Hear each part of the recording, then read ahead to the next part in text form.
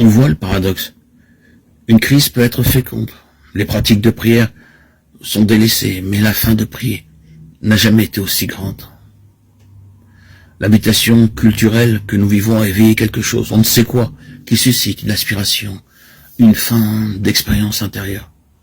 On se sent poussé, attiré. On ne peut pas rester assis passivement.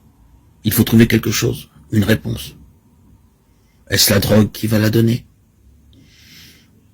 Une conception élargie de la sexualité va-t-elle apporter la libération?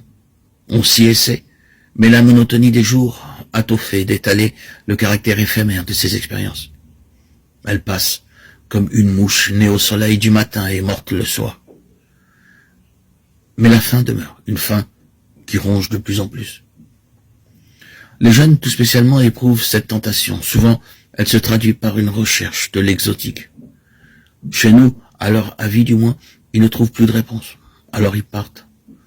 On les reconnaît facilement sur la route. Ils vont à Thésée où ils plantent leur tente et prient spontanément avec les frères, se racontant leur expérience. Car une expérience, ils en ont eu une. Pour la trouver, ils renoncent à beaucoup de choses.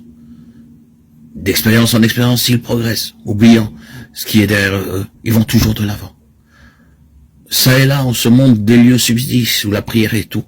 Il y a encore des hommes qui prient comme ils respirent. Celui qui a peiné sous le soleil brûlant du mont Athos n'oubliera plus jamais certains moines qu'il a pu y rencontrer, hommes de prière, leur visage comme une flamme et leur regard comme un feu pénétrant jusqu'au fond, et pourtant si infiniment doux, si totalement tendre. Des hommes qui, des plus profondeurs de leur être, s'avancent vers toute chose et vers chacun, rejoignant tous les hommes, et dans les choses le feu secret, le noyau caché, le centre le plus profond, dans un amour et une compréhension sans borne. Il n'y a pas que les solitaires, des foules, des masses communient dans la prière. En Russie, en Roumanie, des offices de nuit rassemblent jeunes et vieux dans des églises combles. Parfois aussi, la fin de la prière envoie des chercheurs vers l'Extrême-Orient. Des centaines de jeunes occidentaux séjournent dans des ashrams indiens ou japonais pour y être initiés, sous la conduite d'un gourou à la technique de la contemplation. Dans notre hémisphère occidental, des techniques comme le zen, le yoga recueillent un large intérêt.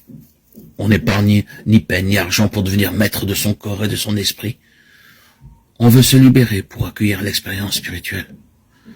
Ces techniques sont bel et bien une forme d'ascèse qui vise à détourner l'attention du superficiel et de l'inutile pour la concentrer sur le noyau des choses. D'abord et avant tout sur le noyau le plus profond de l'homme lui-même.